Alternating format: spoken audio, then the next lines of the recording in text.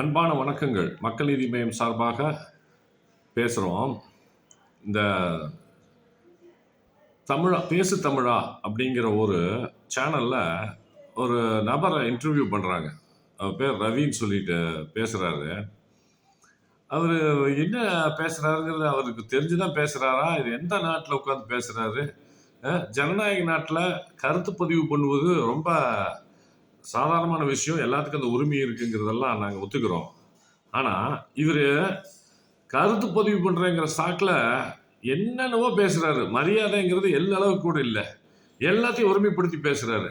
கமலஹாசன்னா அவங்கிறாரு, உதயநிதி ஸ்டாலின் மாண்புமிகு துணை முதலமைச்சர் அவங்கிறாரு, சூர்யா அகரம்ங்கிற ஒரு ட்ரஸ்ட்டை ஆரம்பித்து எவ்வளோ பேத்துக்கு அவர் இந்த உதவிகள், கல்வி உதவிகள் செஞ்சு எவ்வளோ பெரிய உயர்ந்த எண்ணத்தோட சேவைகளை ஆற்றி வர்றாரு. அவரை எல்லாம் போட்டு என்ன பேசணுங்கிறதே தெரியாமல் வன்மையாக பேசுகிறாரு. இவர் இப்படி பேசும்போது எல்லாரும் வன்மத்தை கையில் எடுக்கக்கூடாது அப்படின்னு எதிர்பார்க்கறது மிகவும் தவறு. இந்த காவல்துறை இதை பார்த்துட்டு இருந்தால் தயவு செஞ்சு இது மேலே நடவடிக்கை எடுக்கணும். ஏன்னா தடி தூக்குறவங்களாம் தண்டக்காரன் ஆயிடுவாங்கிற மாதிரி ஒரு சினாரியோ இப்போ நிகழுது. இந்த மாதிரி ஒரு விஷயத்தில் என்ன மாதிரி பேசியிருக்காரு பாருங்க.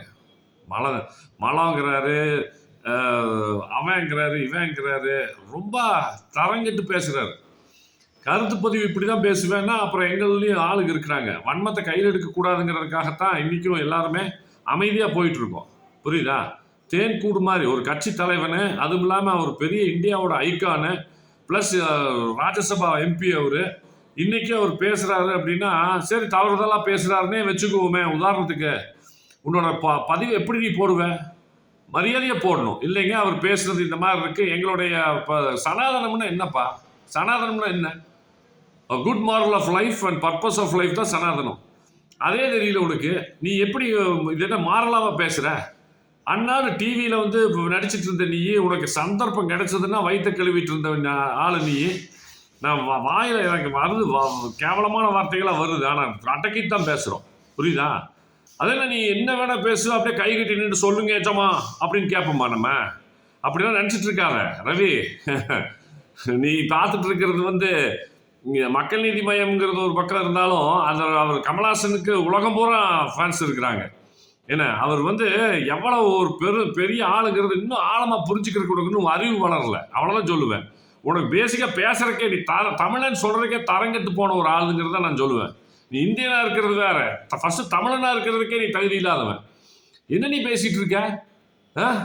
எல்லாத்தையும் நீ மிரட்டுற அளவுக்கு ஒரு ஆளா நீ என்ன நினச்சி பேசுவ? நீ பார்த்துக்கா சொல்லுவேன். இந்த மாதிரி ஜாஸ்தி நீ பேசிகிட்டு இருக்காத.